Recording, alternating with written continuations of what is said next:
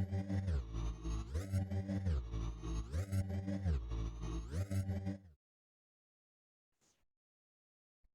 वालेकुम friends and welcome to my channel regular research. जो हम लोगों ने सीरीज स्टार्ट करनी है फॉर्म्स की, तो उससे पहले बल्कि वो साथ साथ ही चलेगा। हम लोग पीएल एसक्यूएल बेसिकली पहले स्टार्ट कर रहे हैं। उसकी रीज़न ये है कि अगर आप कहते हो कि नहीं मैं पीएल एसक्यूएल के बगैर डायरेक्ट फॉर्म्स पे काम कर रहा हूँ, तो आप कर नहीं सकते। बेसिकली उसकी रीज़न क्या है कि जो कोड आपने लिखना है फॉर्म्स के ऊपर, वो सारा पीएल एसक्यूएल के अंदर होगा। पीएलएसक्यूएल आप कह सकते हो, बल्कि है क्या, ये फॉर्म्स की या ओरेकल फॉर्म्स की जो प्रोग्रामिंग लैंग्वेज है, या ओरेकल की जो प्रोग्रामिंग लैंग्वेज आप कह सकते हो, ये पीएलएसक्यूएल है। इसको पहले करना लाजमी है, तो हम पता क्या करेंगे, हम पैरेलल चलाएंगे। हम पीएलएसक्यूएल भी चला कर रहे होंगे, साथ साथ फॉर्म्स को भी देख रहे होंगे। तो स्टार्टिंग में पीएलएसक्यूएल के फर्स्ट लेक्चर से कर रहा हूँ। और मजे की बात यह है कि ये आपने जो दूसरी लैंग्वेज सुना होगा, जैसे सी प्लस प्लस का यूनिट पढ़ा होगा, पाइथन पढ़ी होगी, या इस तरह से डिफरेंट लैंग्वेजेस पढ़ी होगी जिसके अंदर ऑब्जेक्ट ओरिएंटेड प्रोग्रामिंग आती है। मुझे पता है कि आप में से कई लोगों ने ऑब्जेक्ट ओरिएंटेड प्रोग्रामिंग पढ़ी है और आपको उसकी कंसेप्ट समझने में या वो लैंग्वेज अच्छी नहीं लगती होगी, क्योंकि उसमें काफी ज्यादा हिडन कंसेप्ट है, जैसे पॉलीमॉर्फिज्म, इनहेरिटेंस। मैं खुद पढ़ाता भी रहा हूँ, मुझे पता है हर बंदा उसको पिक नहीं करता। मजे की बात और अच्छी बात यह है कि जो आपकी ये पीएलएसक्यूएल है ना, ये ऊप से पाक है। आप कह सकते हो कि ऊप नाम की बीमारी आपकी पीएलएसक्यूएल के अंदर नहीं आती। और ये इतनी आसान है, और हम करेंगे इसको इस तरह से ज्यादा आसान और अच्छे से मजे से करेंगे कि आपको ये ज्यादा आसान लगेगी। क्योंकि सारी इंग्लिश के अंदर ही कह लो, आप कोड कर रहे होते हो, आपको लगता है मैं इंग्लिश लिख रहा हूँ, और आप बेसिकली कोड कर रहे होते हो। बड़ी इजी लैंग्वेज है, इंशाल्लाह हम इसको कोर्स में अच्छी तरह से कवर कर रहे होंगे। अच्छा, मैं अगर स्टार्ट करूं तो let me open pen first. और कहता है कि ये जो पीएलएसक्यूएल है, ये it stands for procedural language structure query language. तो ये उसने कहा है कि इसकी एब्रिविएशन ये है। और कहता है कि ये ओरेकल ने बेसिकली बनाई है, और ये अर्ली 90s के अंदर आई थी। और ये बेसिकली एसक्यूएल की कैपेबिलिटीज को एनहेंस करती है। मतलब ये कह सकते हो कि इसको एसक्यूएल को थोड़ा सा एनहेंस करके इन्होंने ये निकाली है। और थर्ड जो इसके पास बेसिकली इसका पॉइंट है, वो है ये case insensitive programming language. Case insensitive का क्या मतलब है? कुछ लैंग्वेजेस होती हैं जो केस सेंसिटिव होती हैं, जैसे जावा है। यहाँ पे जावा पे कौन सा उन्होंने सिंटेक्स कह दिया कि आपने इसका फर्स्ट जो लेटर है उसको कैपिटल करना है, तो आपको वो कैपिटल करना पड़ेगा, वरना वो सिंटेक्स एरर देगा, वो कहेगा कि आपने ठीक तरह से सिंटेक्स नहीं लिखा। लेकिन अच्छी बात है, मजे की बात यह है कि जो पीएलएसक्यूएल है, वो केस इनसेंसिटिव लैंग्वेज है। मतलब आप उसका सिंटेक्स चाहे अपर केस में लिखो, चाहे लोअर केस में लिखो, चाहे कैमल केस में लिखो, इट डजेंट मैटर कि आप इसको अगर ऐसे करोगे तो खराब हो जाएगा, ऐसे करोगे तो ऐसे हो जाएगा। तो मतलब ये केस इंसेंसिटिव है, आप केस में टेंशन लेने की जरूरत नहीं। आप चाहे जैसे मर्जी इसकी कोडिंग करें, चाहे कैपिटल में करें चाहे स्मॉल में करें। थर्ड और वेरी इंपॉर्टेंट अगला जो पॉइंट है बेसिकली, वो है कि आपका पीएलएसक्यूएल लैंग्वेज का जो भी कोड होगा, वो in the form of blocks लिखा जाएगा। बेसिकली आपको पीएलएसक्यूएल के ब्लॉक्स बेसिकली हम कहेंगे कि हम कोड लिख रहे हैं, और वो code in the form of blocks होगा। और जो ब्लॉक्स है वो तीन चीजों के मिलके बनेगा। जो फर्स्ट है बेसिकली वो क्या है, आपका डिक्लेरेशन सेक्शन। आपके ब्लॉग में जो पहली चीज है वो आपका डिक्लेयर करने वाला सेक्शन है, जहाँ पे आप जो भी डिफरेंट आपकी थिंग्स है, बेसिकली डिफरेंट ऑब्जेक्ट्स है, उनको आप डिक्लेयर करेंगे। अभी बेसिकली ये चीज छोड़ दो कि डिक्लेयर कैसे होगा, यही तो कोर्स में हमने करना है। अभी जस्ट आप कंसेप्ट लो के ब्लॉग के अंदर किस सेक्शन का क्या काम है। तो डिक्लेरेशन में जो भी हम लोग ऑब्जेक्ट्स पढ़ेंगे, वहां पे उसको डिक्लेयर किया करेंगे ताकि उनको आगे यूज कर सके।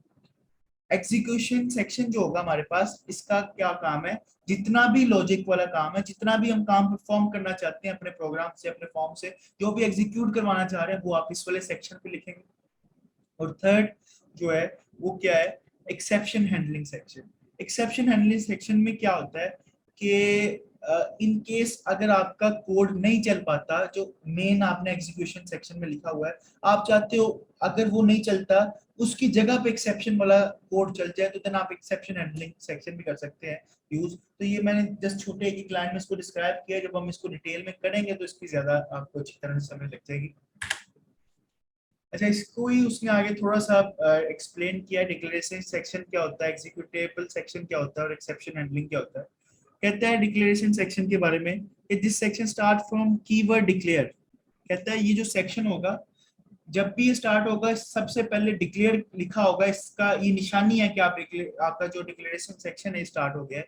और कहता है कि ये एक ऑप्शनल सेक्शन है, ये कोई जरूरी नहीं है कि आपको हर प्रोग्राम में डिक्लेयर वाला सेक्शन लिखना पड़ेगा। ये तो रिक्वायरमेंट पे बेस करता है कि आपको कोई चीज डिक्लेयर करने की जरूरत है या नहीं है। अगर तो आपको किसी चीज डिक्लेयर करने की जरूरत होगी तो देन ही आप डिक्लेयर करोगे ना, अगर आपको जरूरत नहीं है तो आप डिक्लेयर ना करो। इस वजह से वो कह रहा है कि ऑप्शनल सेक्शन है, कि अगर आप चाहो तो डिक्लेयर वाला सेक्शन ऐड कर लो, अदरवाइज ना भी करोगे तो प्रोग्राम में कोई इफेक्ट नहीं आएगा। कहता है इसके अंदर आप वेरिएबल्स बनाओगे, कर्सर्स बनाओगे और इस तरह के डिफरेंट एलिमेंट्स हैं।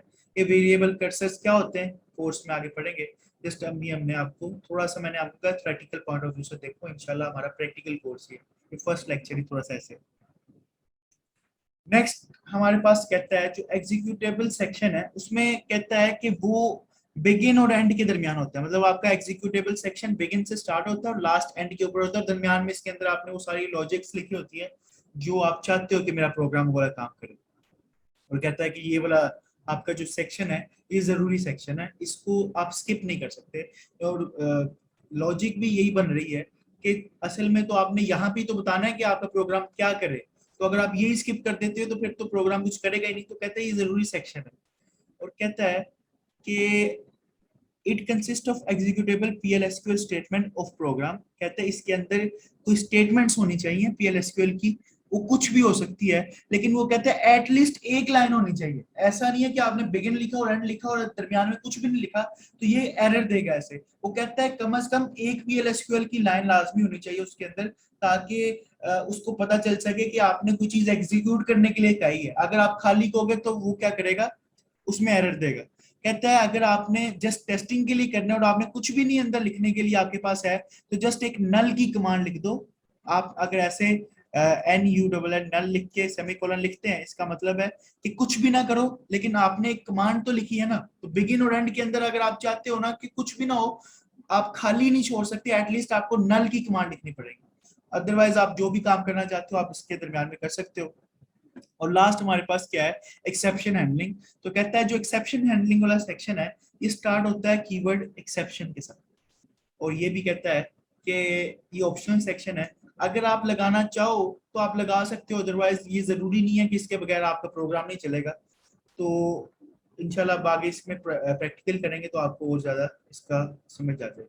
अगर आपको एक बेसिक स्ट्रक्चर बताऊं तो बेसिकली ये आपका बेसिक स्ट्रक्चर बनता है, बेसिक ब्लॉक बनता है। आप कह सकते हो PL/SQL का ब्लॉक कुछ इस तरह से आपको नजर आता है, जिसमें आपका डिक्लेयर है जिसके अंदर आप चीजों को डिक्लेयर करोगे, यहाँ पे डिक्लेरेशन स्टेटमेंट्स आएंगे, बिगिन आएगा और एंड आएगा, और इसके दरमियान आपकी एग्जीक्यूटेबल स्टेटमेंट्स आएगी। और कम से कम मैंने कहा है एक स्टेटमेंट तो देनी पड़ेगी नल। अगर आप कुछ भी नहीं देते आपको नल देना पड़ेगा, अदरवाइज आप जो भी देना चाहते हो आप दे सकते हो। और एक्सेप्शन हैंडलिंग के अंदर हमने कहा था कि ये वर्ड एक्सेप्शन से स्टार्ट होगा और यहाँ पे आप एक्सेप्शन हैंडलिंग की स्टेटमेंट्स दे सकते हो। ये एक्सेप्शन वाला और डिक्लेयर वाला जो सेक्शन है ये ऑप्शनल है, अगर ये ना भी हो और बिगिन और एंड के लिए आपने लिखा है तब भी आपका प्रोग्राम बिल्कुल ठीक तरह से वर्क करेगा। तो ये था बेसिकली थोड़ा सा इंट्रो